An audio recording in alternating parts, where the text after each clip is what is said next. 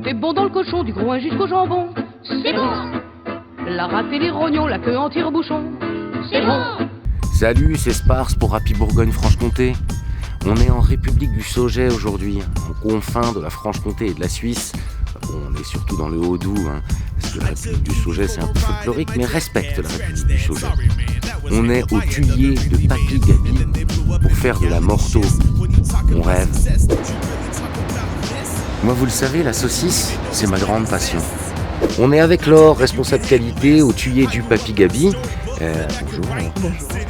Ce Thuillier, il a une histoire. Alors il a été construit dans les années 70 par Gabriel Marguet, le Papy Gaby. Au début en fait il fabriquait ses produits et donc l'étuier était présent dans toutes les maisons, dans toutes les fermes comtoises de la région. Donc en fait il produisait sa viande et il allait les faire fumer justement dans l'étuier de la région. Et quand les tuyaux ont disparu, il est obligé de faire le sien. Voilà, à l'arrivée du chauffage central, les tuyers des fermes comtoises ont disparu. Donc du coup, il s'est dit je vais construire mon propre tuer de 18 mètres de haut. Donc c'est ce qu'on voit Voilà. là, juste derrière. C'est ça, le plus haut de la région. C'est un peu un avant-goût du paradis. Et ça, c'est pour tous nos amis véganes. Laure, au Thuillier du Papy Gaby, vous faites plein d'autres choses, mais la morteau, c'est votre spécialité. Est-ce que tu peux nous parler du processus de fabrication de la morteau? Par où on commence? Donc on commence déjà par du porc français, élevé et nourri au petit lait qu'on récolte du circuit de fromagerie. C'est quoi, David? Les baccrides. C'est là. C'est là. C'est là. Et les travers de là, voilà ce que tu fais sur ton barbecue, c'est là, c'est au milieu. Donc on reçoit les morceaux, les bouchers vont justement parer les pièces, trier, enlever du gras, enlever le cartilage ou des os. Ensuite le mélange va être passé au hachoir. Donc dans le hachoir on vient assaisonner la viande, on vient déjà mélanger l'assaisonnement. Donc on a un premier mélange qui se fait ici, ensuite tout est passé au hachoir. Et une fois la viande hachée, passe dans un mélangeur. Voilà, c'est pour lier justement tous les ingrédients pour avoir un mélange bien homogène. J'y claque la bise, quand même. Voilà.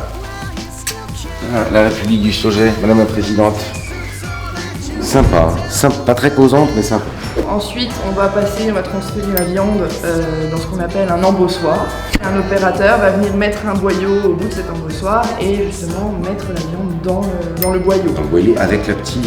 Avec la petite cheville, voilà, qui est caractéristique à la saucisse de morteau, petite cheville en bois. Et une fois que tout ça est mis dans le boyau, c'est là qu'on fait sécher, qu'on fait fumer. Une fois que le boyau est embossé, que la saucisse est prête, on va les mettre en perche. On va laisser sécher un petit peu le produit pour retirer l'excédent d'eau, pour avoir justement après un fumage plus efficace, pour avoir un produit avec un fumage homogène, une belle robe. Tu prends pas ton petit cabas? Oh, pas de joli cochon. Le Thuillier du Papy Gaby. On le met en tuyau. Oui. Combien de temps? On est sur un minimum de 24 heures pour la saucisse de morteau et maximum 7 jours.